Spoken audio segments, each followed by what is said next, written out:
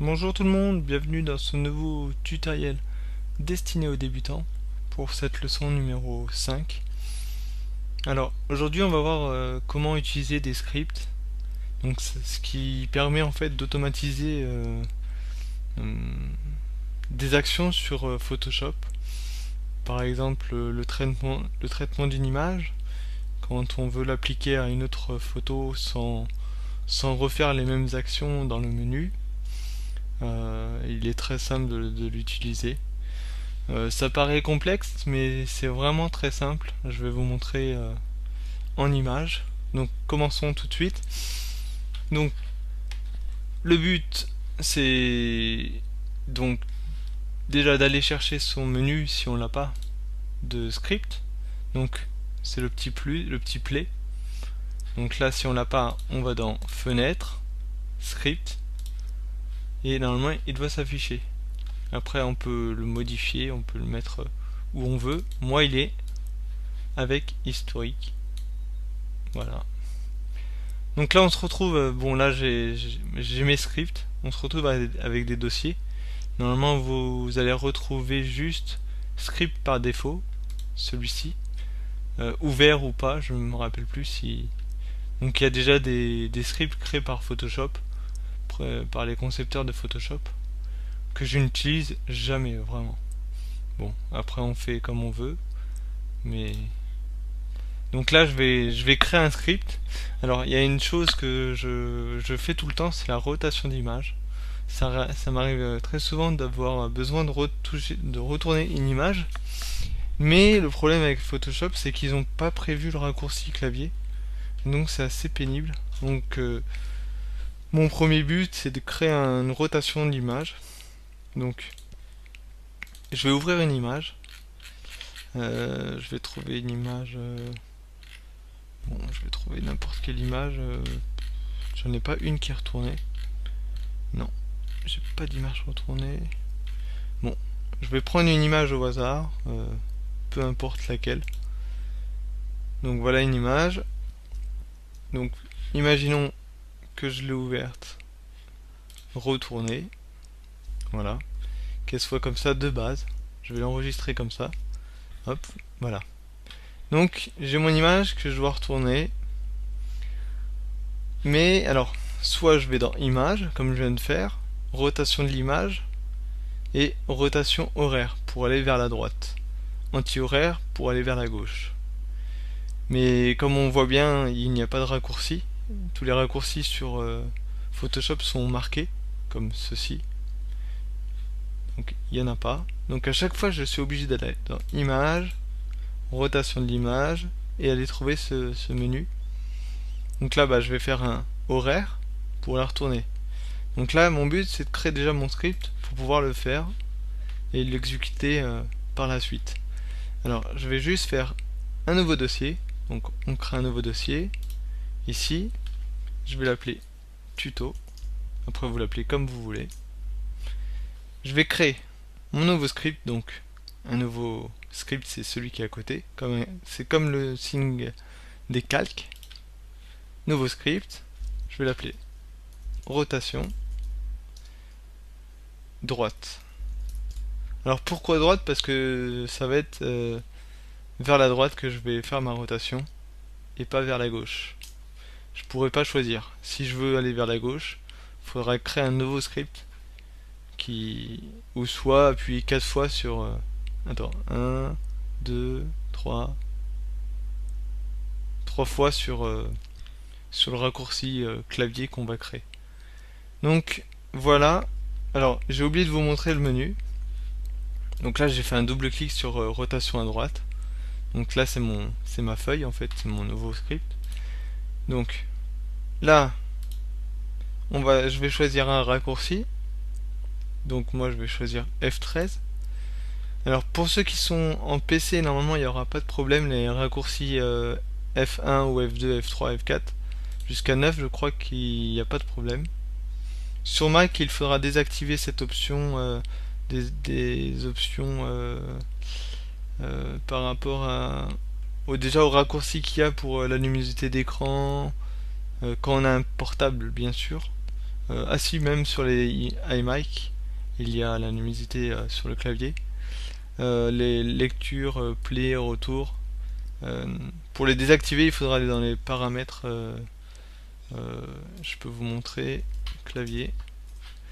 Dans les paramètres clavier, il faudra désactiver. Voilà, utiliser la touche. Il faudra cocher ça, tout simplement pour activer. Et après, pour utiliser les touches de raccourci, lecture ou retour ou luminosité d'écran, il faudra appuyer sur FN du clavier. Voilà, c'est tout.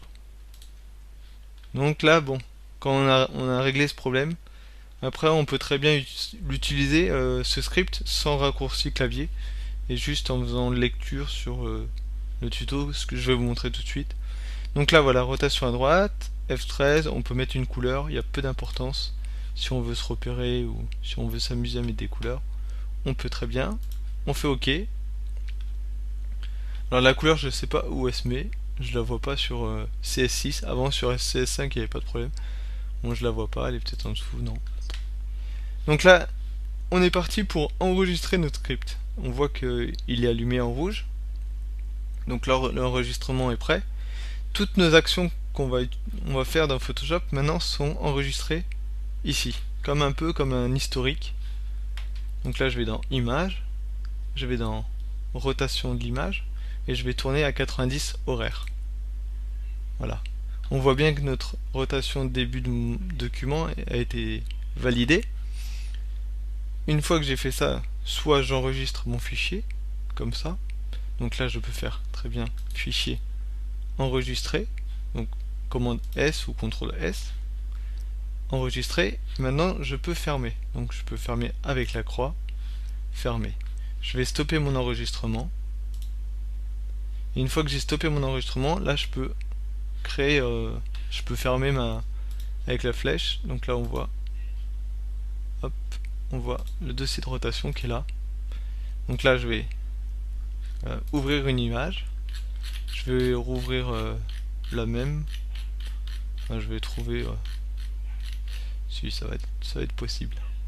C'était celle-ci, il me semble. Voilà. Alors là, je vais la retourner manuellement pour vous montrer. Anti-horaire. Voilà. Donc là, moi, je vais appuyer sur F13. Il va retourner ma photo et l'enregistrer et la fermer.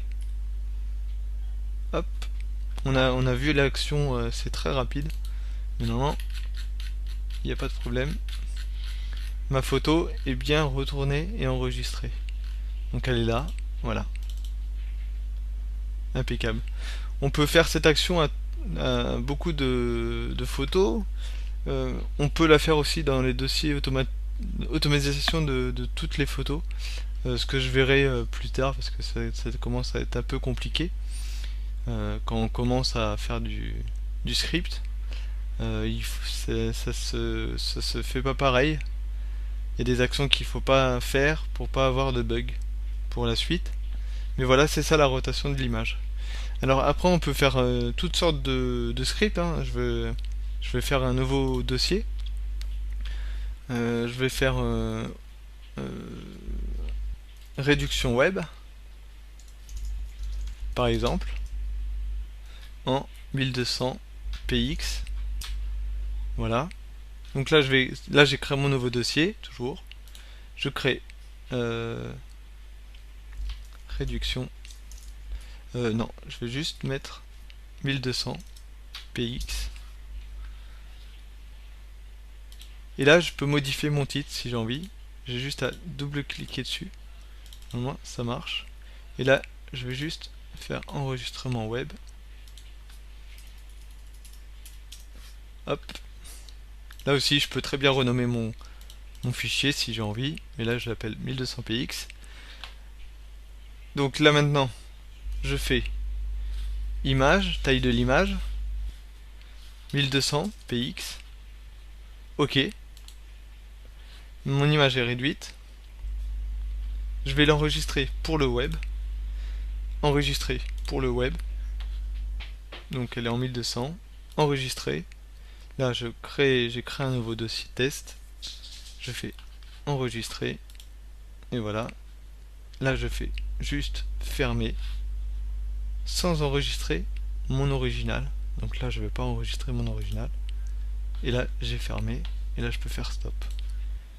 Je vais ouvrir une nouvelle photo, pas la même bien sûr, on va faire la même action. Là, par contre je vais régler mon raccourci web. Donc là je vais reprendre une photo, je voulais prendre celle-là. Donc là j'ai pas de raccourci, donc je vais aller dans les paramètres, double clic dans le vide là. Là j'ai pas de fonction de paramètres et je vais l'appeler F14 sans couleur, on s'en fiche. Voilà, maintenant F14 c'est ça, et là je vais faire normalement F14, voilà. Et là il a fait la réduction automatiquement et il l'a mise dans mon dossier test. Voilà, donc on peut la retrouver ici. J'ai ma photo qui est pour le web et qui est réduite et de qualité et sans trop prendre de poids, ce qui est très important. Donc elle fait 193 KO, c'est vraiment pas beaucoup, et celle-là elle fait 115 KO, donc ça reste très raisonnable avec nos connexions d'aujourd'hui. On peut largement utiliser ces tailles de fichiers en photo. Donc voilà, ça c'était pour la création de scripts. Après on peut imaginer plein de choses, on peut faire ça avec des couleurs, avec des calques de couleurs, on peut vraiment faire plein de choses. À vous de vous amuser, de chercher, de créer. Voilà, c'était pour ce nouveau tutoriel. Je vous remercie et je vous dis à très bientôt.